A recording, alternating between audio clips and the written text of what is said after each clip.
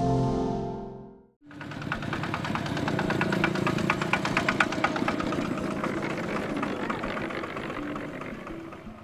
ុំរស់នៅភូមិឈូកឃុំជីខលឺស្រុកស្រែអំបិលមុនទៅកន្លែងកាប់ពៅខ្ញុំឡើងលុបមុខដុសធ្មេញហើយនឹងរៀបពាក់ខោអាវកាប់ពៅហើយនឹងយកកាំបិតហើយនឹងយកកធូបបាយថងយាមយកទៅដាក់លើគោយន្ត This is Set. He's 11 years old and he works 10 hours a day to earn £1.60. Set is just one of hundreds of children campaigners say may work in plantations at harvest time, exporting sugar directly to the EU through British sugar giant Tate and Lyle. មួយអាទិត្យខ្ញុំទៅធ្វើការនៅកន្លែងកាប់ពៅប្រហែលជា 4-5 ដង អត់សូវចូលចិត្តប៉ុន្តែអត់លុយក៏ចេះតែកាប់ទៅការងារនឹងពិបាកក្តៅហត់គ្មានកម្លាំងពេលមកដល់ផ្ទះម្ដងចង់តែដេក Tate and Lyle Suppliers are two companies known jointly as KSL. For the past 2 years, they've sold 100% of their sugarcane to Tate and Lyle Sugars. គេយកទៅដាំឈូសទាំងអស់គេឈូសជួដាំអំពៅមិនថាទីកន្លែងណាទេនៅជើងភ្នំអ្វីក៏គេដាំដែរមានច្រើនហើយដីនោះធំហើយមានខ្ទមហើយដាំដំណាំច្រើនហើយក៏គេឈូសចូលអស់ដុតខ្ទមចូលវាយចូល And we reduce our carbon footprint a little more by shipping it over here to the UK. So even though our sugar comes in brown or white, it's also very green. Tate and Lyle buy their sugar from Cambodia through the European Union's Everything But Arms Initiative, or EBA. The scheme is intended to strengthen the economies of the world's least developed countries. Under the EBA, sugar imports are guaranteed a minimum price per ton, and they enter the EU market free of quota and import tariffs. The scheme has resulted in the rapid growth of Cambodia's agribusiness industry. Sugar exports to the EU have rocketed from sales of €10,000 in 2001 to $10 million last year, and the Cambodian government has made it easy for companies to cash in on the crop. In the past few years, they've cleared nearly 100,000 hectares of land for sugar plantations alone. By giving EBA, by opening the door of the EU market, we are supporting, the private sector in its own development. Local and international companies have swooped in and have leased out plantations across the country.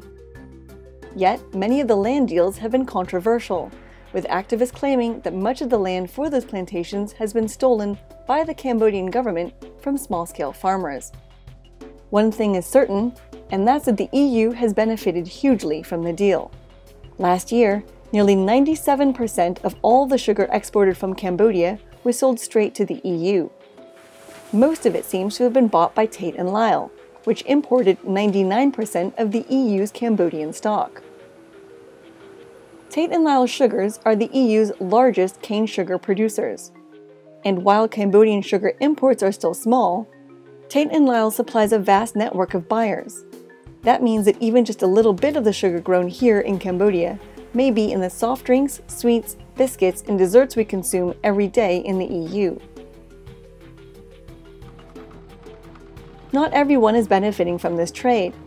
Villagers claim they've been forced off their land, threatened with violence, and have lost their farms, income, and livestock because of the plantations.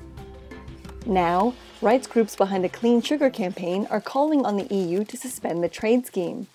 They say it hurts Cambodia's farmers more than it helps them. They've also accused sugar companies of complicity in human rights abuses, including the very same suppliers that sell sugar to Tate and Lyle.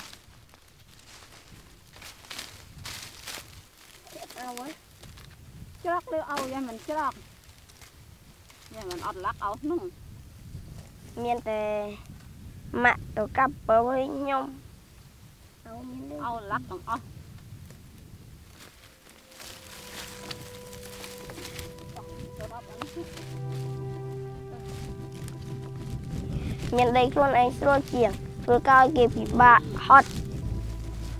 រកតម្រាំតែបាន10000ដល់ជិត100បាច់ហើយមួយបាច់20ដើមតម្រាំតែបានហត់ជ្រុះញើសអស់ប្រហែលជាប្រហែល100ណោះសង្ឃឹមចង់បានដីមកវិញណាតែគេមិនអោយសោះតវ៉ាយ៉ាងណាក៏គេមិនអោយតវ៉ាធ្វើកម្មភាពគប់ជាយ៉ាងមិនក៏គេមិនអោយដល់តែមានអ្វីមកជួយដោះស្រាយ Tate and Lyle is now being sued by 200 Cambodian families. Backed by a British law firm, they claim they were forcibly evicted from their land to make way for plantations. And they want compensation for what is now grown on those plantations. If successful, the claim could reach up to £10 million in damages. Tate and Lyle are fighting the lawsuit. They deny that their supplier was involved in land clearances and say that when the land was granted for the plantations, it was owned by the Cambodian government. They say they used a third party to audit their supplier and that it fully complied with their standards. They also claim that the sugar they buy from Cambodia is free from any human rights abuses. The villagers hope their case will be successful, for a victory in the High Court for the 200 Cambodian families could send a strong message to multinationals that the business practices of their suppliers abroad have far-ranging consequences.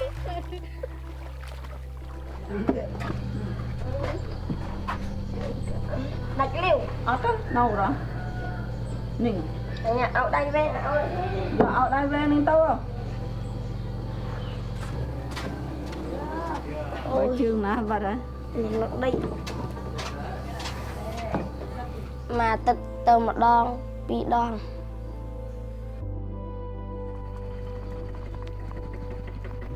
ខ្ញុំរៀននៅ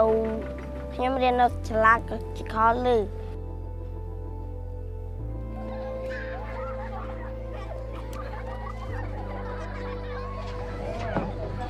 ជួយចិត្ត